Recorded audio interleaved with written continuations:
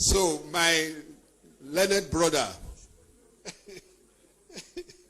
Mike Ozekhome, you have 10 minutes. But I used to know that whenever I moderated a program where you are speaking, you are going to add your own 5. Please, don't do that today, I beg. Thank you.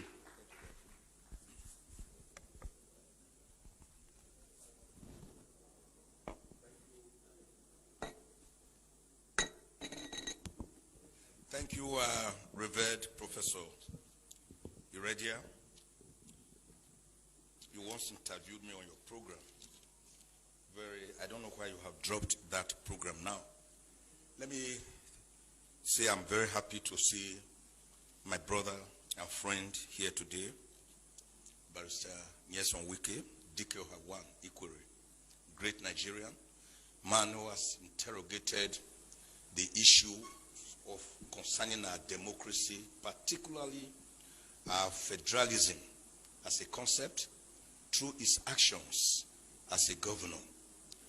When you interrogate authorities concerning VAT, concerning your powers as a governor, that the president is not a principal overloading himself over school pupils. Mr. Governor, sir, you have done well for Nigeria. May God bless you.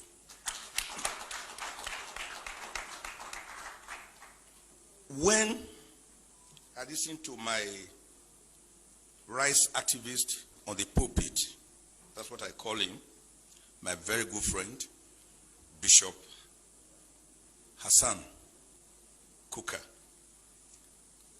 I wasn't surprised about his take on this issue, because we seem to write the same way. Each time I read him, there was one day I read this article and I asked myself, is it because he's a bishop? Did he have the sense of Nostradamus or the oracle at Ileife, and he was able to gaze into what I had just written, which I was pushing out?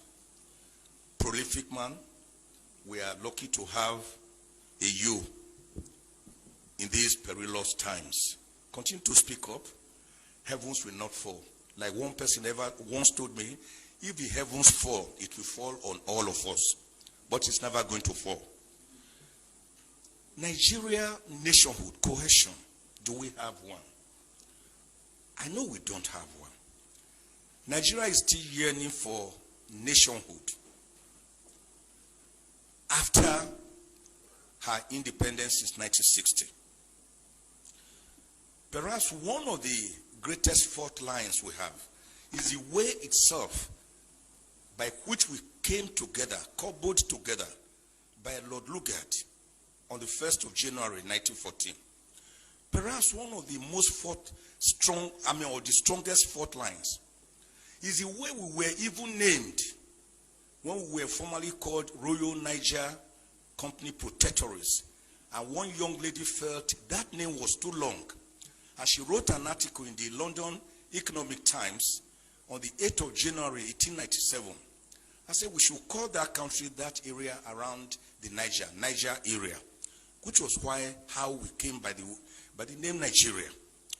We didn't really agree that we were going to be one country. The Berlin West African Conference of about 1844 to 1845 merely partitioned West Africa amongst the Portuguese, the Germans, the English people, and all that.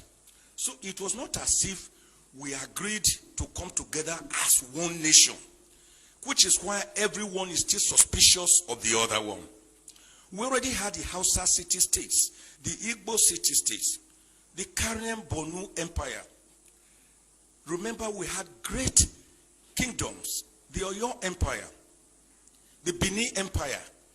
Remember the great role of Oba Ovorami Nogbaise, the man who told the British, don't visit Benin during that holy month in December of 1897. And the British said they must visit. And of course, the guards who were in charge of the moat seized them and killed them. That was what led to the infamous Benin punitive expedition of 1898, February led by a British who led 1,200 troops. Didn't we know about people like great kings like Oba or like King Jaja of Opobo? They were already there. Moremi, Queen Idia. So we had our set ways of life, and we were happy before the British came with their mercantilism, holding the Bible in one hand, and of course, slave trade on the other hand. A trade that was to ravage us for over 500 years before people like William Wilberforce, Thomas Clarkson, even our own Olaudo Equiano stepped in. And before the great American, Abraham Lincoln, on the 19th of November, 1863, abolished slave trade, for which, of course, he was promptly executed in 1865. So the problems have been there. That is why no Nigerian believes I am a Nigerian. If you ask me, I will say I'm from Ijukwe, a small village near Agenibode, in Esako, East Local Government Area of Edo State. Because unlike what President Kennedy once told the Americans, think not of what your country can do for you, but what you can do for your country. Nigerians ask themselves, what has Nigeria done for us that we are in turn expected to do much for her? That is why go around Abuja or Lagos or any city in Nigeria on Sundays, and you see the various town unions, because the people believe more in their town unions, in their village enclaves, than that contraction called Nigeria, which is practicing unitarism rather than federalism. And my bishop brother narrated the history very well.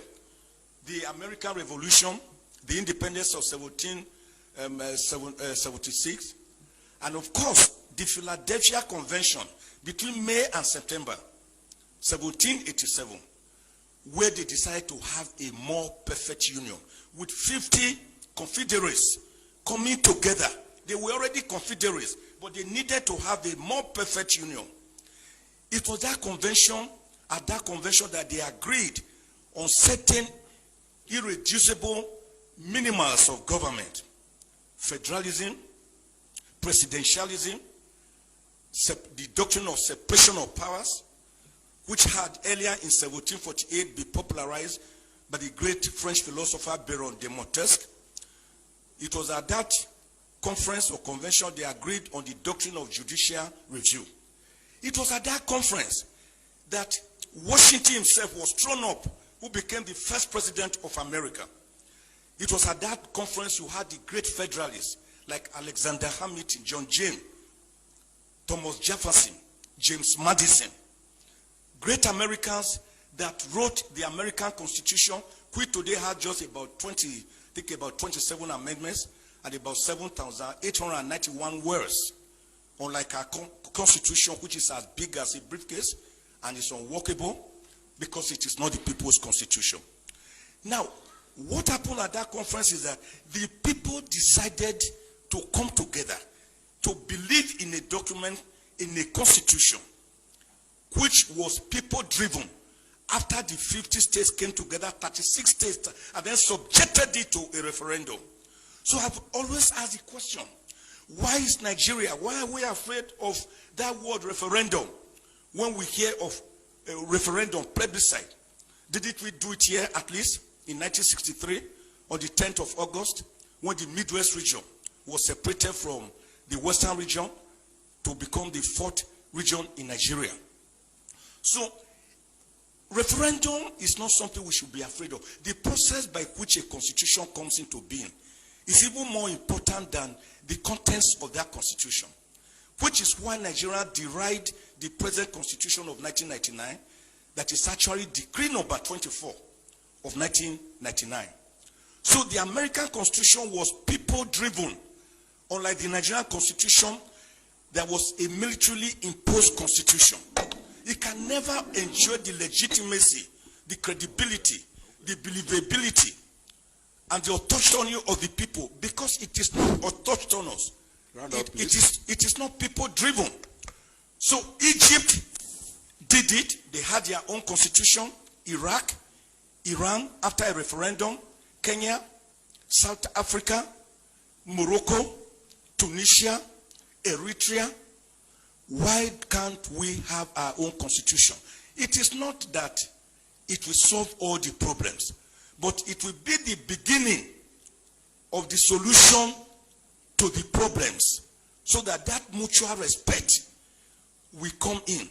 We cannot have national cohesion in a state of inequity, in a state of social injustice, in a state of religious intolerance, in a state or a situation where some people believe they are born to rule and others are born to serve as clappers and as hewers of wood and drawers of water. Let me end, sir. Since you are warning me, the way late MKO Abiola put it, I always like to mimic him. Great Nigerian who won the presidency but was murdered and he never reigned for one day. He said, you cannot begin to talk about peace. There are different types of peace.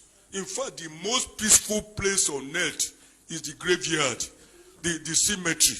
But that is not the kind of peace we want. The kind of peace we are talking about is peace that is imbued with social justice, egalitarianism, mutual respect, religious tolerance, ethnic tolerance. That is the kind of peace we are talking about. God bless Nigeria. Thank you. Thank you very much, distinguished son.